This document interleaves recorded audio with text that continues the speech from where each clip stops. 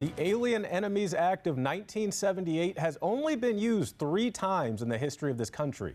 The most recent instance following World War II included the use of Japanese internment camps, an act viewed by many as a stain on U.S. history. But Donald Trump says the act is warranted at this moment, while a federal judge has ordered its usage to deport people to stop, at least for now. Here's national correspondent Christine Frizzell.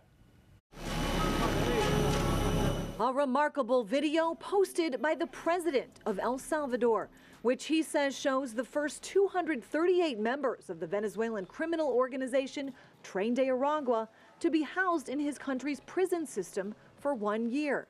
The price tag, $6 million from the United States. To expedite removals of Tren de Aragua and other savage gangs like MS-13, which is equally vicious, I will invoke the Alien Enemies Act of 1798. President Trump implementing a rarely used wartime law, he says, to defend the American people from an urgent threat. What the Trump legal team is saying is that this transnational gang has infiltrated the Venezuelan government, and they're also invading our country. And if they're invading our country and they've invaded the Venezuelan government, the Trump legal team says they're a threat to national security. In a lawsuit, the American Civil Liberties Union and Democracy Forward arguing the Alien Enemies Act cannot be used against nationals of a country, in this case Venezuela, with whom the United States is not at war.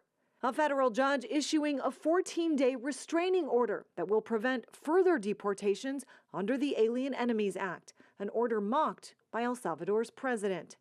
That restraining order already appealed by the Trump administration in a case like so many others expected to be settled by the U.S. Supreme Court. My argument is that we already have tools that are available to remove undocumented violent people from our country. Giving them this wide latitude to just kind of go across and just claim that anybody is anything is wrong. President Trump and his team are once again testing the limits of executive power at a time the U.S. Supreme Court has appeared willing time and time again to allow the president to decide what is and is not an actual national security threat.